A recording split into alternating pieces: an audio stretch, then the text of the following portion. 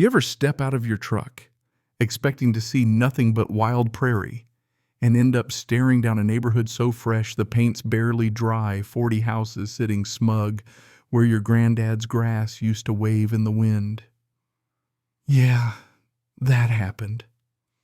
I hadn't even slammed the door before a woman in a blazer came marching over brandishing a clipboard like she was ready to knight me or run me out of town. "Excuse me, residents only," she barked, blocking my view of a brand new fountain sparkling in the sun surrounded by matching homes and driveways crammed with SUVs. Trespassers, she said, would be fined and towed. Let me back up a sec. I blinked at her, then glanced past, soaking in the impossible reality kids were riding bikes across the old fishing pond I dug with my granddad back in '98. I wanted to laugh honestly. I told her I think you built your HOA Disneyland on the wrong land, but she just scoffed, didn't even bother a response. I said nothing more, just smiled and slid back into my truck. She had no clue she was trying to scare off the landowner. In my glove box sat the county deed, my name on every square foot of this suburban fever dream. She really didn't know she'd just threatened the guy who held the deed under all her concrete and bylaws. I drove away silent, already planning my next move. The return trip would be with paperwork, not patience. That night I pulled out the old manila folder my lawyer sent months ago. Never paid it much mind, but there it was. 86 acres, my inheritance. The city had marked it as vacant for decades. No permits, no letters. Nobody told me squat. Some developer just bulldozed ahead, convinced nature was optional. Meanwhile, my grandfather's estate was tangled in probate, so quietly nobody noticed, least of all the ambitious developer and the self-crowned queen of the HOA. I didn't even finish the voicemail from her Karen, as it turned out, demanding I stop harassing her community. I called my lawyer. By noon the next day, we were at the county office, the clerk's face going pale as he realized there wasn't a single valid permit on file listing me the actual owner. "This is going to be a mess," he muttered. "Biggest land dispute in years." I just nodded. Let it be messy. For a week, I collected receipts, old maps, signatures, didn't post a thing online, didn't stomp into any HOA meetings. I watched, learned. Karen was running the place like her own private fiefdom, fines for the wrong mulch, shaming folks for garden gnomes, making every HOA meeting feel like a courtroom drama. Folks tiptoed around her, never realizing the castle she ruled was built on a lie. One guy, Jim, got hit for $300 over sunflowers. Another woman got roasted for a garden gnome. It was a dictatorship with lemonade stands. But every time I drove by, I noticed more. The zip-tied private road signs on my roads, the cameras, the sense of control. Karen strutted through it all, never questioning how the magic happened. Meanwhile, my attorney filed a quiet title action. The judge, old friend of Grandpa's, looked through the paperwork, dropped a temporary injunction in half an hour. No new building, no resale, everyone notified. That Friday letters hit every mailbox. By Monday, their group chat was burning.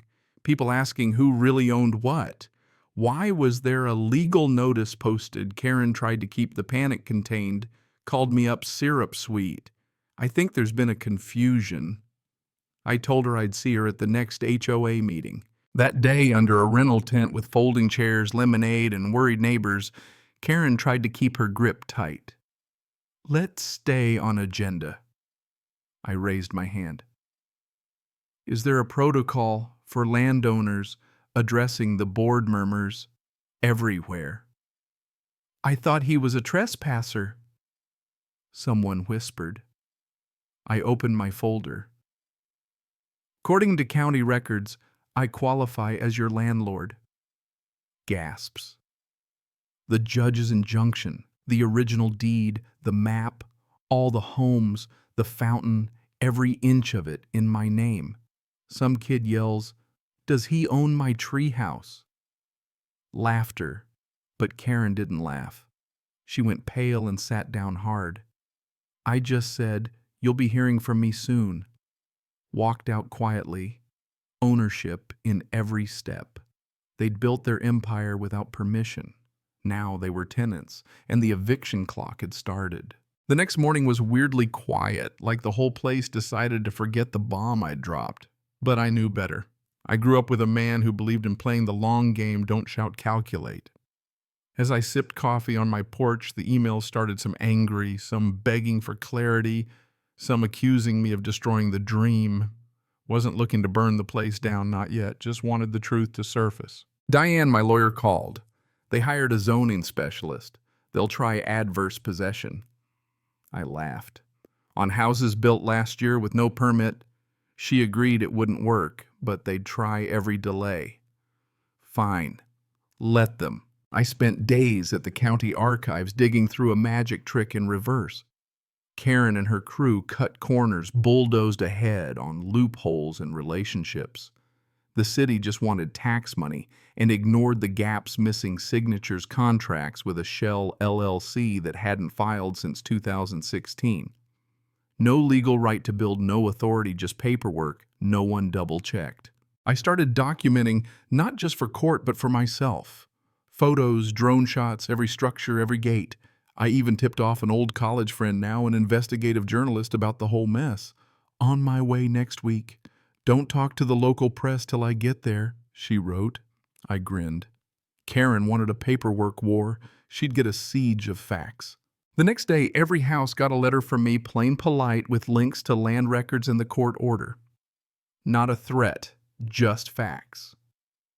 The neighborhood chat exploded, first denial, then folks started checking the links. Doubt seeped in. By Friday, a couple showed up at my cabin nervous. We just want to know if we'll lose our home. I told them the truth. Accountability was coming. It wasn't personal, just justice. That night, Karen huddled with her loyalists in a garage, ranting about lawsuits and fraud.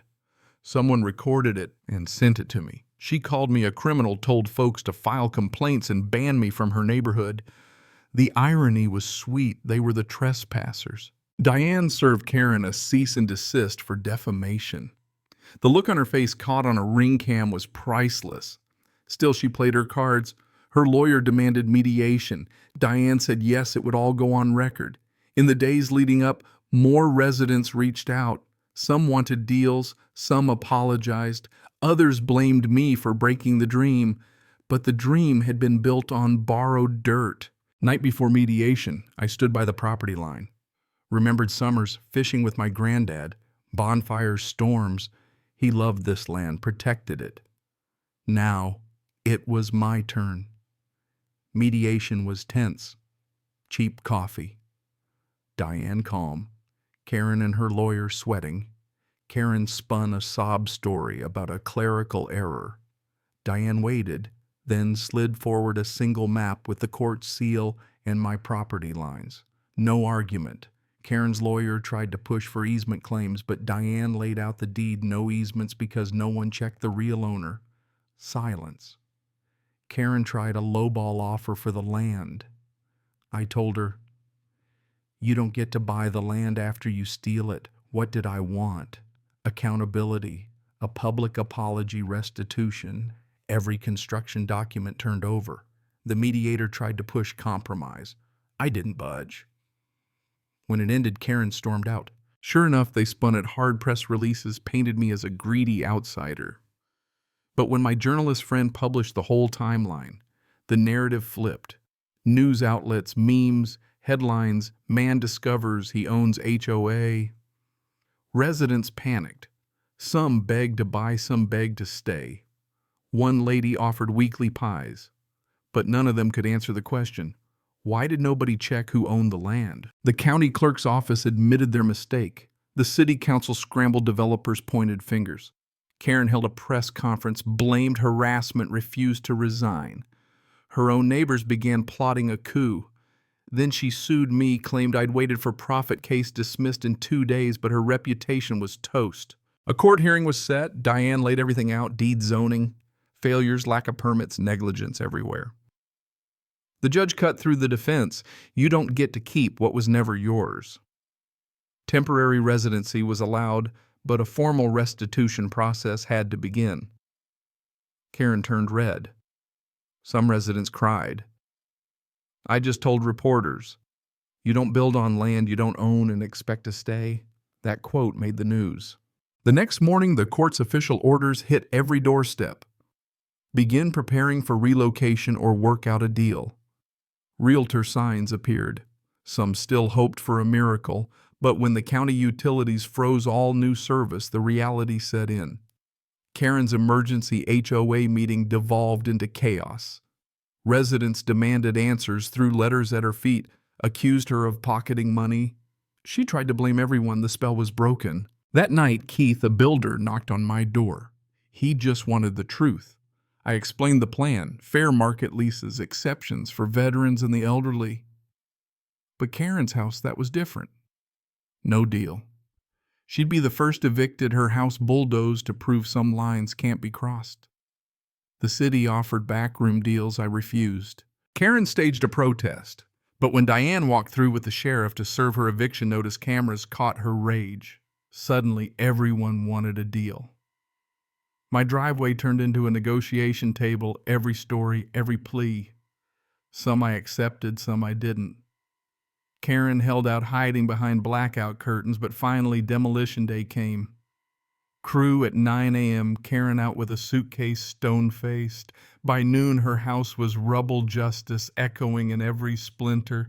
People watched, filmed, cried.